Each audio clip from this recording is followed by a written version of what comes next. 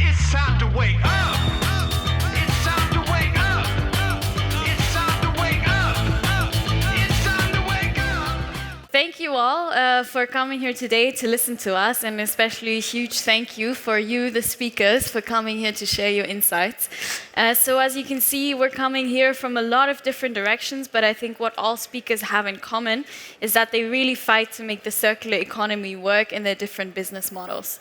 And I think with you as the audience, I don't need to explain too much what are the benefits of the circular economy. Of course, we have decreased materials, we have decreased costs, we have decreased emissions, to say but a few. But at the same time, we only cycle less than 10% of what we use nowadays. So that leaves us at a circularity gap of 90%. So this is why we've gathered the speakers here today to really tell us what are the challenges that are still out there and how have they overcome them and what can we do to make it work. So first of all, I would give you all the floor to quickly introduce yourselves and to also explain to the audience what's your role within the circular economy. So just really briefly, I know it could be a big topic, but let's cut it a bit short. So I'll start with you, Ghislain. All right, thanks for having me. I'm Ghislain and I'm CEO of Wastezone. We are a GREENTECH company operating across East Africa. We are running AI-based traceability technologies. We acquire electronic waste materials from households and other private companies across East Africa, and we bring them to our facility for tracing, especially utilizing our in-house technology called mineralogical laser scanner, which detects mineralogical content of electronic waste. And such real-time data that we obtain for laser scanner, we utilize them to make either refurbishment or extracting secondary raw materials. For refurbishment, we obtain refurbished devices, like smartphones, laptops, that we distribute to low-income communities, given to the fact that over 300 million Africans are still digitally excluded because most of devices are super expensive. By providing low-cost refurbished devices, we are bridging digital divide. And then besides that, we also obtain secondary raw materials for manufacturers. Raw materials like lithium, copper, gold, which are really essential for manufacturing sector. And we have so far traced over 500 tons of e-waste in the last 3 years, so which is equivalent to almost over 25,000 tons of carbon emissions diverted. Thank you. Thank you so much. Anders. Yeah, my name is Anders. Thank you for having me.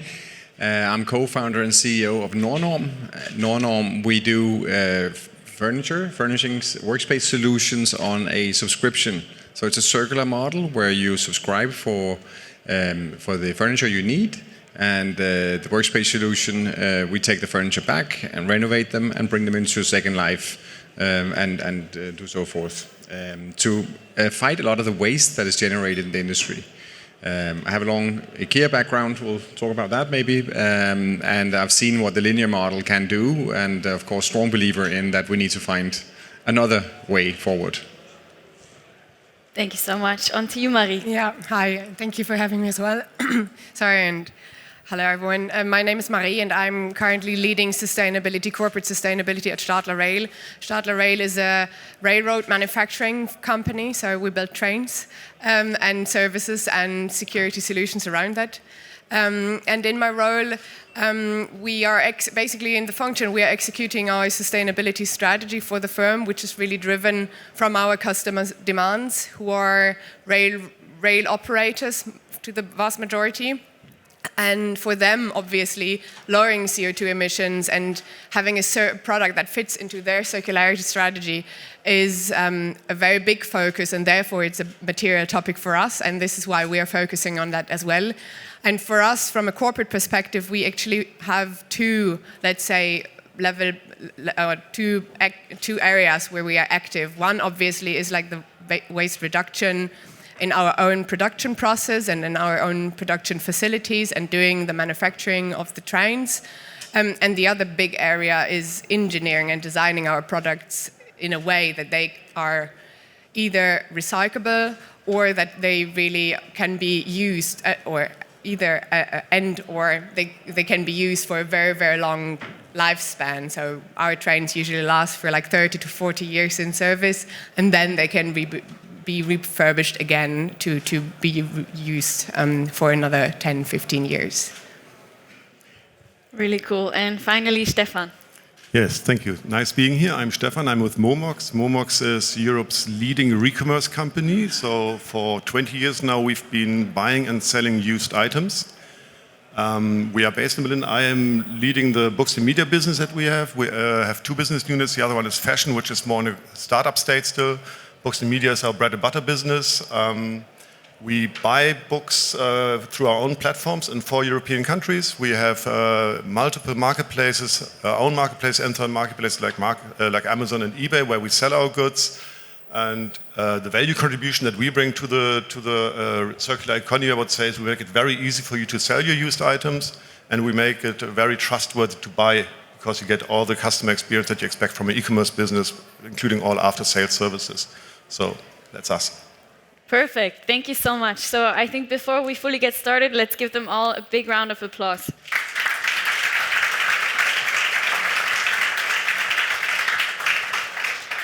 And I do want to mention also now, you will have the chance to ask questions at the end of this panel. So make sure that you pay attention and you collect some questions as we go along. And at the end, we can address all of those. So in the beginning, I mentioned there's still a lot of challenges remaining when it comes to implementing the circular economy. And I think you've really played a pivotal role in overcoming some of those. And maybe one of the first challenges that jumps to our mind right now with the recent conversations about the ESRS adoptions and the massively global supply chains that we have nowadays, I want to talk about regulations and if they're actually an enabler or they make things even more challenging than they were before. So I think, Marie, as you are part of a large corporation and you've really been a part in building up the transition from this corporate to a circular economy within the sustainability team, I would like to ask you, what's for you the biggest challenges when it comes to regulations, and maybe how did you overcome them, or are you currently still struggling with it? Yeah, I think it's a bit more still struggling with it, but yeah, thank you for the question. And yeah, I think it makes sense because I guess I'm the most like industrial representative here. So yeah, I think, and please don't understand me wrong, I'm usually in favor of regulation, but I think what currently happens in the EU and in the European or in the Central European countries is something that is almost very close to over-regulating, because a lot of requirements, be it obviously reporting requirements, data requirements, and then supply chain due diligence requirements towards the product declarations, and so on and so forth, are basically put on corporates that have, some of them at least, only just started their sustainability journey. And what we see that actually happens right now is that entire sustainability departments or teams are mainly fully taken up by reading, interpreting, implementing the regulation, collecting the data to actually write a nice report, but those resources then cannot be spent on working with the business on actual business model innovations or implementing new strategies and improving our products for our customers. Yeah, I think really interesting to see this trade-off between we need regulations to achieve the goal, but what a strain it also puts on businesses. And I want to go more into the global aspect of this, Ghislain, because you're active in the global south. So I'm wondering, where do you see the differences maybe between the EU and Africa, and how does regulation play a role there? I think from the global perspective, the global e-waste management industry is still unregulated. I mean, there is transboundary movement of materials, regulations surrounding that, especially from the EU, like electronic materials or any materials coming from the EU are subject to inspection, especially before going outside of the EU. But when they reach in other regions, especially Africa, Asia, or Latin America, they kind of like scatter across different nations. And I believe that's where global cooperation should actually come in place, just to really think about such inter-regions regulations? Since EU, there is already regulations already in place. So how do you create such global cooperations in regulating all these aspects? But also touching base on Maria's aspect on over-regulations, which might somehow limit or hinder some innovations which are coming. So we are lucky that on the African continent, consumers are really kind of like uptaking all those innovations just quickly. But on the other end, like as a private sector or even civil society, they also need such protection in terms of regulatory bodies that might make the process more smooth to facilitate the transition to circular economy. Very interesting, and hold that thought about the consumers, because I actually also want to ask you a bit more about that later. But also to finish up the different aspects of different regions. Anders, you've been very active also when you used to work for IKEA and you worked for the expansion into different markets. So I wonder, what do regional differences, what impact do they play also on business models that you can apply in the different regions? Yeah, that's true. And also in NORNORM, we are in 12 countries today, 4 years in. So of course we're also feeling regulations and the administrative burdens. But I think also important to note for the audience here, if you have ambitions in the circular economy, that it comes also as a great opportunity. When you do a circular economy model, you need to have full control over your products. You are getting them back and you're sending them out. So we have a hyper focus on getting a grip on every single piece of furniture we send in circulation, which means that we have a product passport. And that allows us to actually report fairly easily what is the exact footprint or environmental impact each client have with the solution they have. So we're taking away the burden that they otherwise would have, and therefore it is becoming a selling proposition for circular economy operators that they can actually offload that burden from the clients. So I think there are some tedious parts of it, and then there are some opportunities in it as well, important to note. Then regarding the consumers and the regional differences, I think this is of course also a big challenge for circular economy that looks to and strives in finding the common denominators. Too much variety is a complexity you want to avoid in a circular economy model. I get this question a lot, and I think it's overrated. We have much more in common than we have that divides us when it comes to consumer demands and what is actually different. And I think IKEA is a living example of that, right?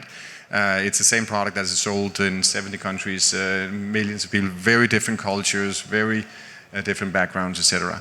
And we're feeling the same. We started out and explored our model in the US, in Asia and Europe to actually uncover the differences, and found that what we thought was Nordic design in the US is just nice design. They didn't see it particularly Nordic. So there are opportunities, and my tip and challenge to you guys would be to go back, look at your product and your model and see, do you really need that enormous variety that you may have? If bringing out a new product in a new color and another color is the only innovation you can come up with, you are heading for trouble. Because that variety is something that the industry has been driving a lot, and it's not so much actually the consumer's deep need to have that. Yeah, and just adding on to that, because you mentioned the consumer, so how ready would you say are the German consumers for circular economy, and what are these demands that they give you that you just mentioned?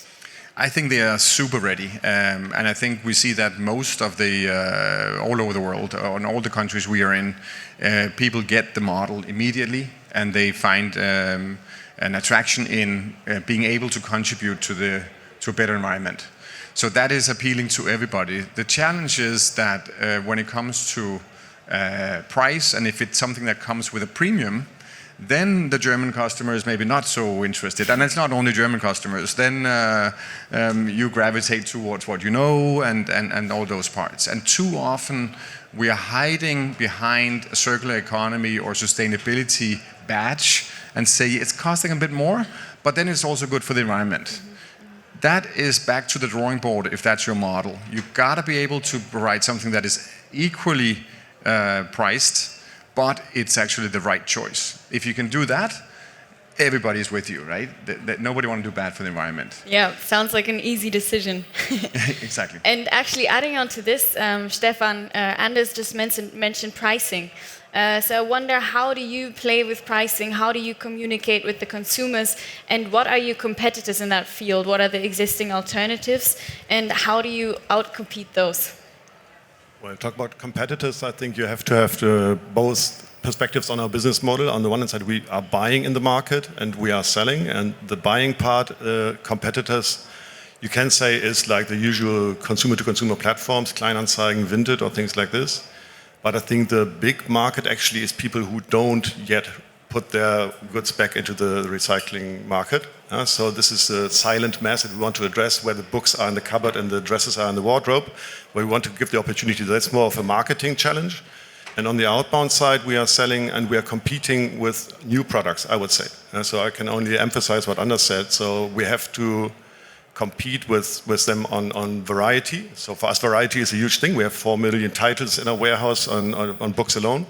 But also price is then, of course, something where you have to offer something that is at least competitive. As a used bookseller, we are able to go below the Buchpreisbindung, below the set market price. So that's good. So it gives us an advantage. But everything also in regard to service has to be compatible with new product manufacturers.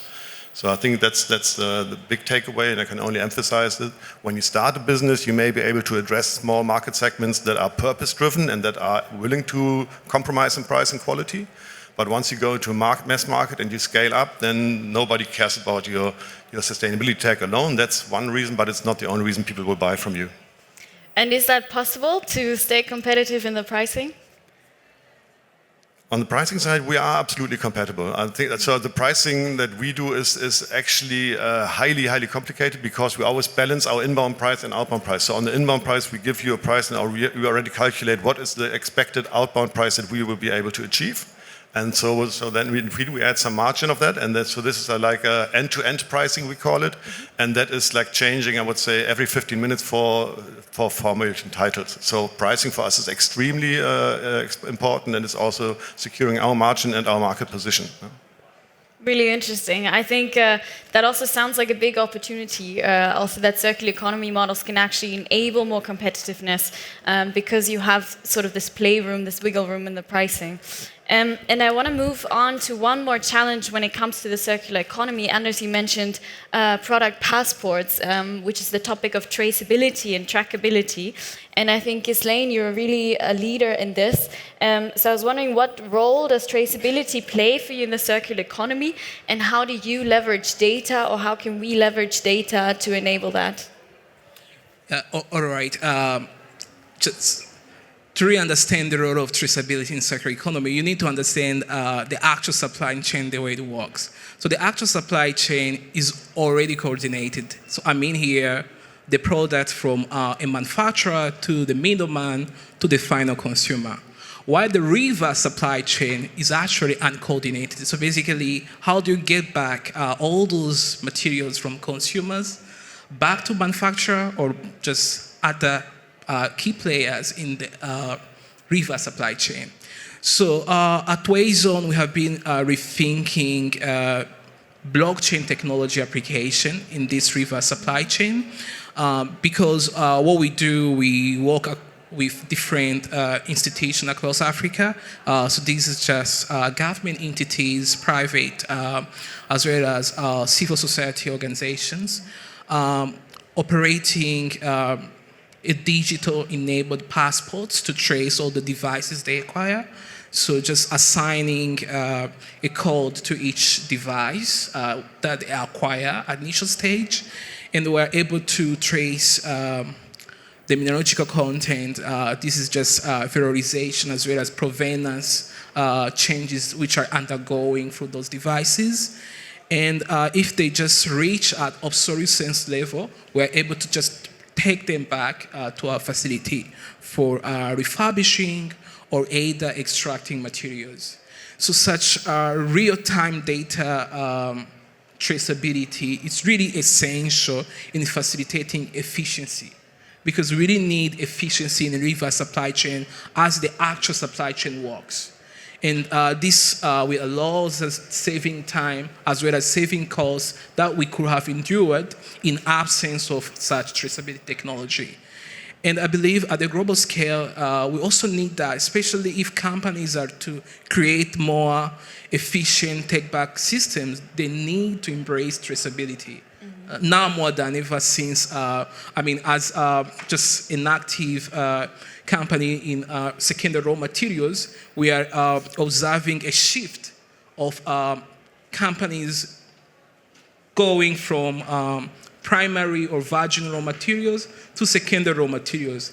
Initially, it was just an idea of meeting the ESG targets, like sustainability targets, just having a brand which is resonating across the world. But right now, it's more of economic shift. How do they save money, just especially supply chain costs, like on acquiring more or raise affordable just secondary raw materials? And so we will be seeing the application of traceability just across several materials and across several value chain as manufacturers and consumers embrace circular economy.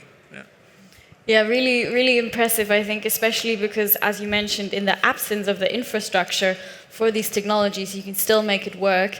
And I think that's really, really impressive what Wastezone does there. And Marie, on the other side, in large corporations, you have different challenges to enable transparency. You have these complex, huge supply chains spanning different countries. So how do you enable transparency, and what are some challenges in doing that?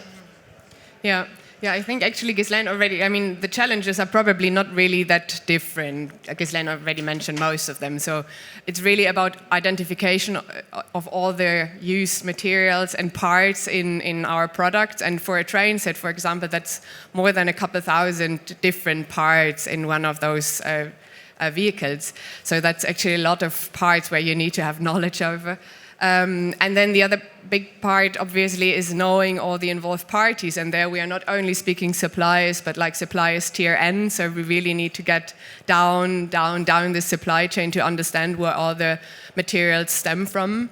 And that, in the end, then obviously comes again back to availability of data. And there, I think what we are facing is also together with our suppliers, actually, is making one source of information code or a data code valid for different use cases. I'll give a specific example, if that's okay. We use a lot of raw materials, or like then the altered raw materials in our products. So those are aluminium and steel. And we supply them from suppliers of aluminium and steel, obviously, and they are the original sources of raw materials. So we are trying to think together with them, and actually we are doing that with one of our largest aluminium suppliers, on how to make an aluminium batch, let's say, back traceable until the very final usage in one of our trains that runs for 40 years plus. So there we really need to think about basically a DNA or something for this batch of raw material that can be used throughout the entire supply chain. Even if the material is altered, cut, welded, heated, and really, really changed. And I think that is one of the most impressive examples of what we need to think about, because especially if we're thinking of like longer circles that we want to use the products in, we really need to think of long time spans, and then still the individual used materials need to be back traceable somewhat. And obviously, our digital product pass is something that we are also working on, and we're not quite there yet that we have it for all our products, but this is exactly one of those initiatives that I just mentioned with the aluminium supplier, that we are working with them to then be able to also obtain those digital product passes and implement them. Yeah. Really, really cool that you managed to achieve this, because I cannot imagine how much it must take to really get to this point, to be able to track one material all the way to the source. And so moving to you, Stefan, because you're also more consumer-facing in your product, so how does enabling more traceability or more trackability to the consumers also solve some of the challenges that you have? And also feel free to add on, Anders, if you want to also add on afterwards. Well, it's a different picture for the different business units or different kinds of categories that we serve. So for books and media, the product passport as such is not, traceability is not such a big topic because we can scan a book, we know where it comes from, we know all the product data that is involved with it. For fashion, it's very different because when a fashion garment comes in, we have to manually check it for brand authenticity. We have to check for size, color, material. Everything is a manual check. We photograph the item. And the product passport as such would be a huge help because then we are able to connect it to some kind of product data. We know production date, we know production place, so there's a lot of information that we can then give to our consumers and also save a lot of energy we put into the processes. So for the fashion business, we're absolutely welcoming this initiative. Books and media, not so much, which also shows that circular economy works very different for different categories. Even within our given business, circularity has completely different aspects that we need to manage somehow. Huh? Yeah, I think this is here to stay, right? And it's just going to come more and more of it. So we better get going, I think. And then there is a high level of complexity, and the complexity is going to be different from different models, different contexts, obviously. But I think the advice would be just get going. And even though you don't have all the data, and work with what you got, and then refine it continuously. Because it's going to be a competitive advantage if you got a grip on this. Today it's a competitive advantage, tomorrow it's going to be hygiene to do business. Yeah, and I actually want to bounce off of what you said, let's just get going. So how do we get going? Let's deep dive into some solutions. So NORNORM was actually only founded 4 years ago. And I wonder, what were your biggest learnings in really starting a business that is focused on circular economy from scratch? And where did you maybe innovate or pivot your business model along the way? We were in the fortunate situation that we could start with IKEA as a backer. So we started not as a complete startup context in that way, but was more maybe to consider as a spin-off. Still, we had the opportunity to start from a blank piece of paper. And that is my advice to anybody that wants to start this. If you're an established company, put that aside and start with a white piece of paper where you put circularity in the center. And then you rethink the business model. I think that was what we did and got the opportunity to do. Just take away everything you know and rethink the model as this is circular. You're going to get the products back over and over and over. How are you going to do that in a way that you can be highly profitable? That's the challenge and the key question. And keep innovating, keep rethinking whatever you do to make that happen. It's a lot easier than you would think. That's the good news. If you start from scratch, it is super complicated if you have a linear model on the side or as the core business and you need to do this a little bit on the side or as well. Because you're basically talking about, I think in many industries, you would be talking about converting from a linear product company to a circular service company. And that is a total different mindset and ball game. So starting from a blank piece of paper, I think that is the key, and figuring out how that can be done. Maybe it's a team, maybe it's a separate company that you are considering doing. Yeah, and you just mentioned already it's extremely complex to go from a classically linear supply chain to a circular one. And actually, Marie, that is pretty much exactly what you faced. So I wonder, how can existing large companies today innovate their business models to get a more circular supply chain? Yeah. Yeah, so I think for us, circularity, and I do appreciate the hint with really like rethinking the entire business model, and I think I'll also try to give one example where we did that, or we try to do that. But I think for us, I mean, generally our products, we still believe in our products and also in them being important for the society generally.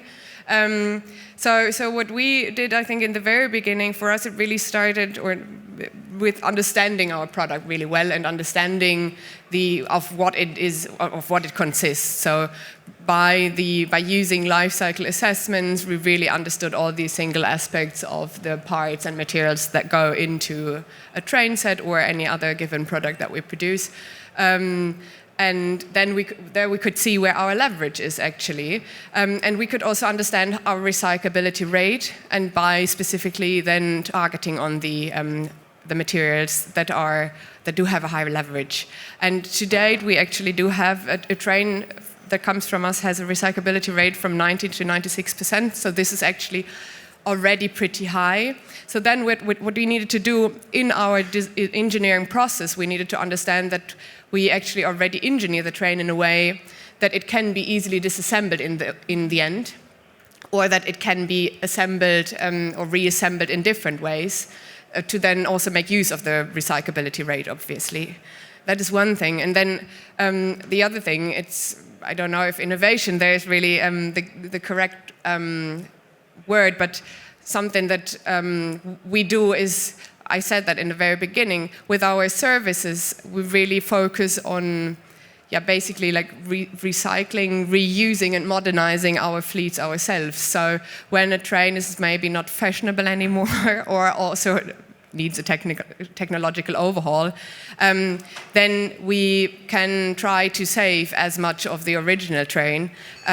So the steel case and most of the metal components can actually stay there, and we only exchange some of the safety relevant system components, or we upgrade the seating for more passenger comfort, for example. So those are like approaches that we take to circularity. And then, but I would also like to point out an example where we try to rethink it a little bit, because within the Stadler group, we do have a small business unit that focuses on leasing of locomotives, actually. So there, really, we have this transition from ownership to a lease model.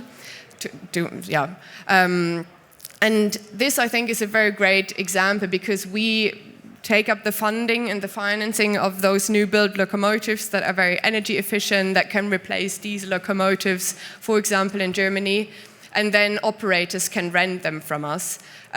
They save the initial financing cost, and we can make sure that the locomotives are efficiently used. They do have the most possible runtime kilometers, and we can also modernize them on the way, and because we keep the ownership of them.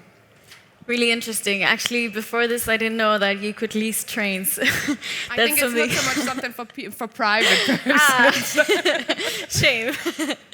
Well, and moving on to Stefan. So momox has also gone a long way. You've had incredible growth journey. So what are some of the learnings that you took away from this? I think it's important to understand that other than linear business models, I think there's no blueprint for a circular business model. You always have to start from scratch. You have to really understand what are the product features, what is important to the customer, what are especially the trust features that you need to address for the customer to address his concerns.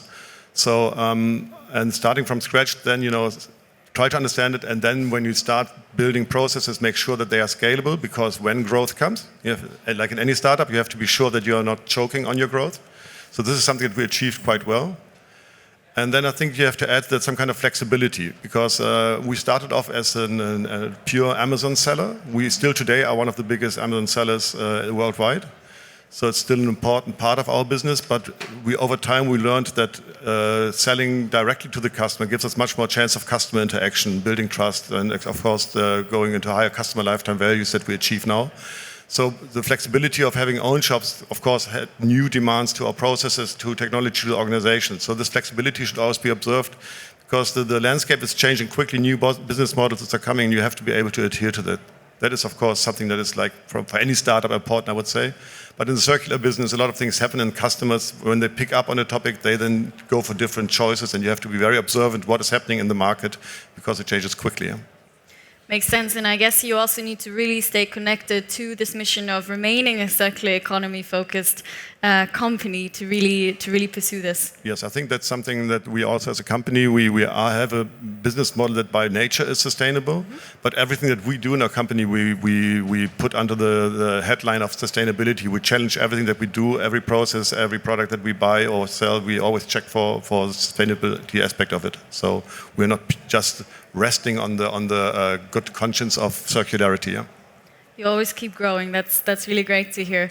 And finally, Ghislain. So whoever was here for the award ceremony yesterday, they know that Ghislain was already on stage because you were nominated for award, and I think that's absolutely deserved. So I want to ask you, how can the circular economy actually also act as a catalyzer for social impact?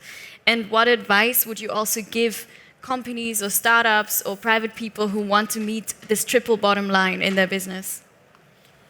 Oh, yeah, all right. So at Wastezone, since, back in 2021 when we were starting, so we applied human-centered design in our business model.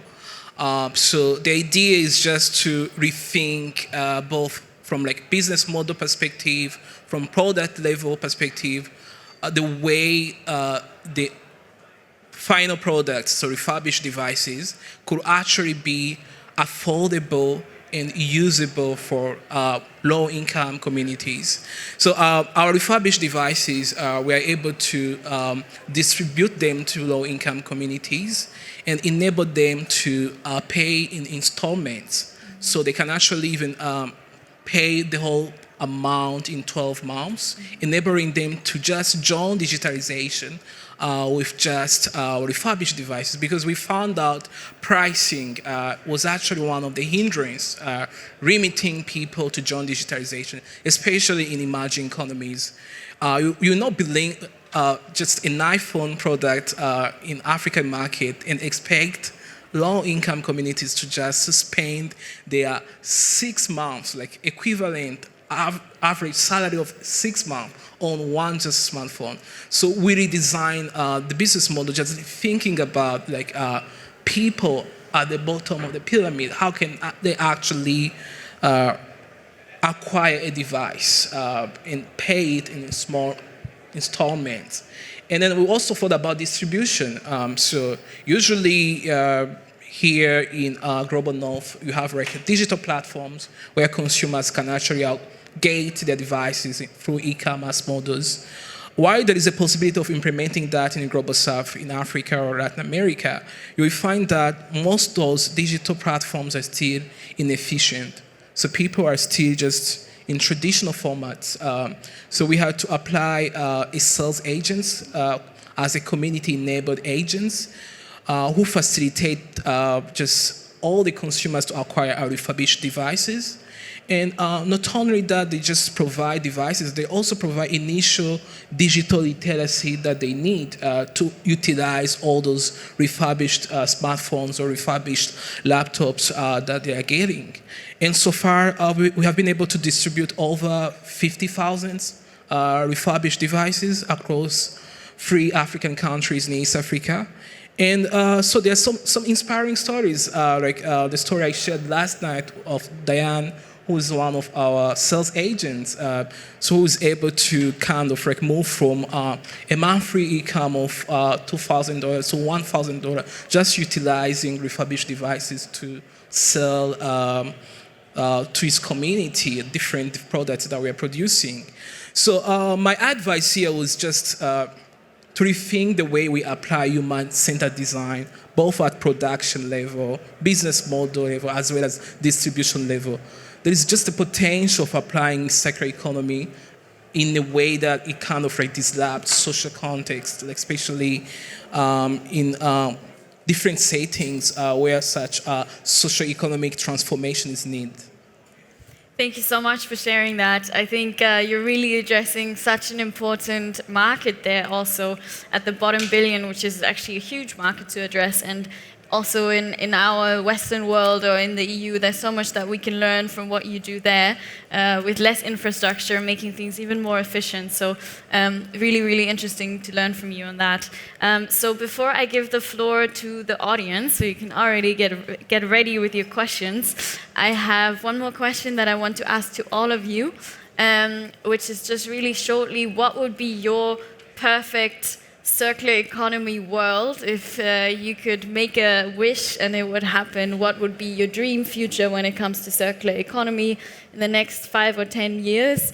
And what is your number one advice that you still want to give to the audience today? So we'll start maybe this way with Stefan. In a perfect world, I would like to use an analogy. When you buy a car, you're willing to spend more if you know that the reselling value of your product is high. So this kind of consideration, the mindset, I think we should apply to most categories where we buy products. And if you have this in mind, I think then fast fashion and cheap fashion would be something of the past. It is our role and our responsibility as facilitators to make sure that people know about this opportunity and to make this process very easy to facilitate it. So I think this would be my biggest wish, that the mindset changes and that there's companies who are innovative enough to fulfill this and facilitate this process. That would be great. And Marie? Yeah, I think it goes in a similar direction. But I would like to take up something that you already said in the very beginning. I would really hope that firms, and especially larger corporations, take this shift, this, I don't want to say trend, but this attention to the focus of circularity as a real chance to collaborate and to understand their full value chain and really like start collaborating with all the parties involved in their entire value chain. Because I really believe that the solutions that we need in regards to also traditional business models can really only be achieved, or solutions to those challenges can only be found if we really work together along an entire value chain.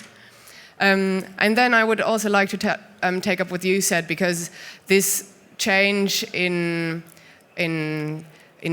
a value change, basically, in starting to value that a product that has a thought-through supply chain and has thought-through materials along the entire value chain is something that also has a value, and it might not be something that is then immediately visible to the eye for the end product.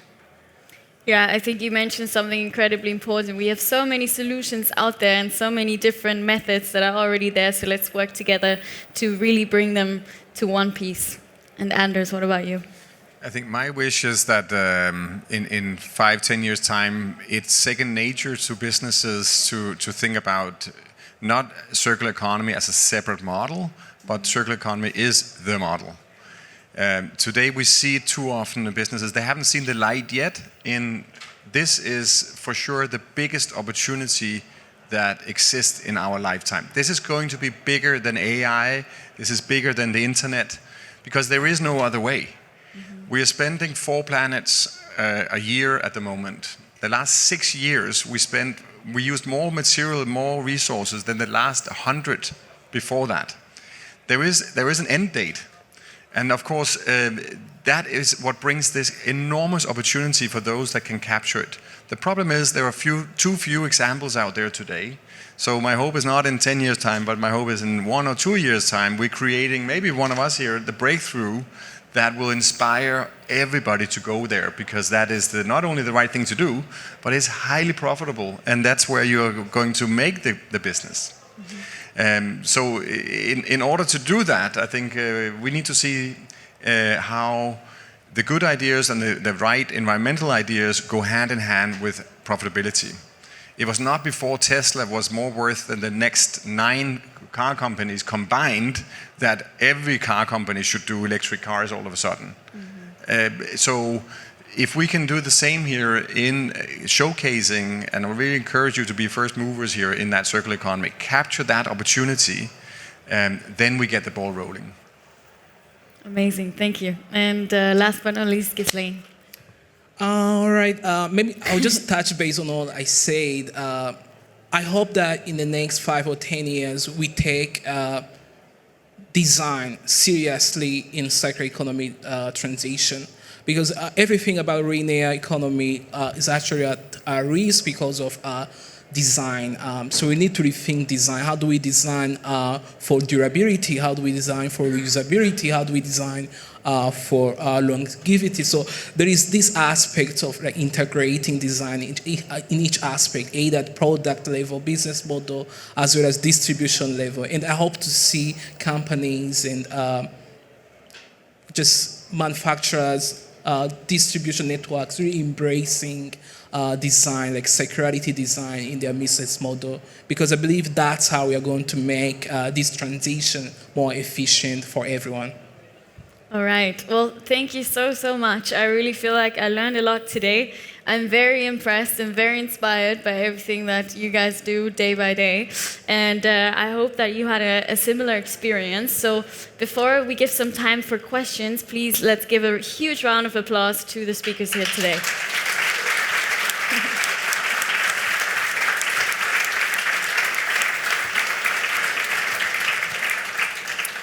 And now you have the chance to know everything that you would like to know. I think we have someone here also walking around with a microphone. So if anyone has a question, I think here in the front we have 2 people. Is there a microphone? No? Okay, otherwise just I'll try to hear you.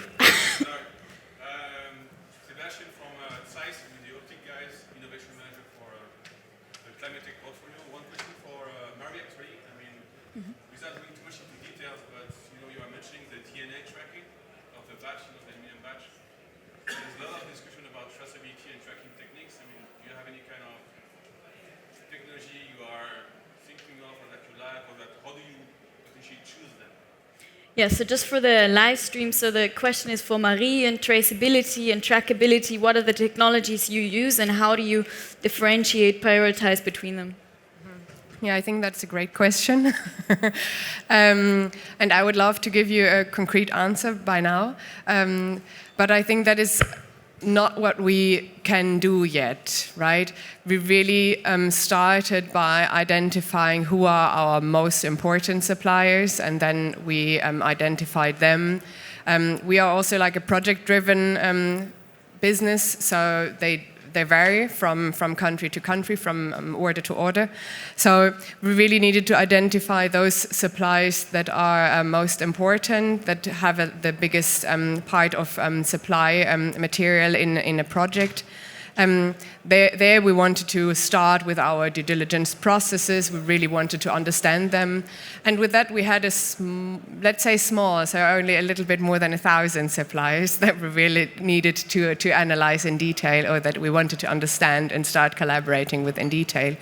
And actually now we are at the very, I think, same point that you wanted to address now, is that we now need to see and decide what's going to be our next step. Do we want to take this like step-by-step approach where we then identify the next bigger batch of suppliers that we can then identify? For us, actually, it at the moment works to take a more, I want to say, personal approach, and really doing that more hands-on in really our relationships with our suppliers, because there also lies a great chance for us to get to know our suppliers better, and also to maybe find solutions to innovate with them. And at the moment, we are not too much thinking into a direction where we want to digitalize the entire supplier evaluation process, for example, because we would think that we would lack the opportunities that we get from really going into exchanges with the suppliers. But obviously I know it's also a luxury situation to be in, that I can still count my suppliers. There are firms that cannot do that. Thank you so much. And I think there was another question here. Yeah. I totally agree with what you said about acting more on resale value, and I think for me one of the reasons that we don't think about resale value for a lot of these products is because we don't actually, most consumers are not actually affected or educated about the true life cycle cost of disposing something, right? So it doesn't influence the buying decision that we make. What would you say from your experience is something that companies or regulators could do in order to have the true life cycle cost of the product actually influence our buying decisions more? We see that ourselves, of course, but also competitors, they do, of course, try to communicate the true cost of a product, and especially the savings that we have by saving water, saving energy, reducing the carbon footprint. So I think these are the topics that we put out there, and our competitors do too. Is there enough awareness in the market for that? I'm not sure. So I think this is something that our marketing efforts, of course, always include, and our product presentations include. But then again, as I said earlier, this is not something that is the unique buying reason for somebody. This is more of people who will do it, but others say, hey, that's just a hygiene factor for me. I want price, I want variety, I want service. So I think the education has to happen on some kind of level that is not only in the hands of the customers, I'm not calling for regulation or anything here, but I think it's at the end there has to be a higher awareness that maybe it can be picked up by media in a different way, in a more concrete way. It's very difficult for us to have like a broad mass communication on the true cost. On a product level we can do it, not on a mass level. Yeah. Thank you so much, Stefan. Any more questions from the audience? Yes, please. Thank you for sharing your insights. I think you pointed out quite well mostly these technical challenges we also have in this context. And we have also the questions from the audience, how, for example, to track the parts. It's very interesting. But I wonder if we look into, let's say, the market, and there's many companies who not even seriously think about it. Do you think the bigger challenge in their perspective is the technical part? So how physically solve the problem? Or maybe more, how can I make business out of it? So to understand right now maybe I produce a product, I sell it, it's complicated enough but simple compared to the, let's say, financing topics you need around the circular economy. And I would be interested where you see the bigger challenge. So bring companies in this starting point to think about different ways how to earn the money, and later usually always we find solutions for that. Yeah. Or it's more, let's say, the big fear of this huge task to find the technical solution, the organizational solution, going down to all suppliers and so on. Okay. I can maybe answer that, and at least my view is it is 100% not the technical challenges. It is the business model of today, and the linear business models are simply too profitable for them to bother to make a change. That's the brutal fact. Follow the money. So we need to find models in the circular economy, and that's why we are a little bit speaking the same language. You can't use that is circular as an excuse for not making money. You need to find the most profitable way, and it's circular. And the good news is that is totally possible, because the waste that is generated today, it is such a wasteful linear model that represents both impact on the environment, but it represents value. If we lined up all the furniture that is thrown away every year, we would be able to create a line 10 times around the world. Every year. That's insane, the value of that. If we can capture just a fraction of that, you can make the most profitable business model of all. And if we can do that, then you're going to see them switch overnight. But until that happens, and that can happen either by somebody showing that this is the most profitable, like Tesla did with electrification, or by government. And I think both is going to happen, because the price of buying new material and chopping down trees, etc., is going to go up. That has to happen because of just the supply is not there. So. Anyone wants to add? Sure. Yeah. So I echo he said. So basically, we have seen even a big shift on our end. The manufacturers that we have been working with in the last 4 years, so the increase in supply that they request from us, secondary raw materials, so they're just witnessing the change in terms of reducing supply costs, just comparing to virgin materials, because usually they inquire virgin material that they extract from the ground, copper or aluminum. But right now, seeing the way the benefits, both economic and environmental benefits from circular economy, so there is just a big shift, which will likely influence the manufacturers to join the movement. And yeah, of course, there are some technical issues, but the business model design itself, I think that's where most of work should just be done, to redesign business model that are both environmental as well as economically sounding. Amazing. Thank you so much. And I think we're right on time at the end of this panel. So once again, thank you all for being here, for listening, for your questions, and for you for sharing your insights. It's time to wake up.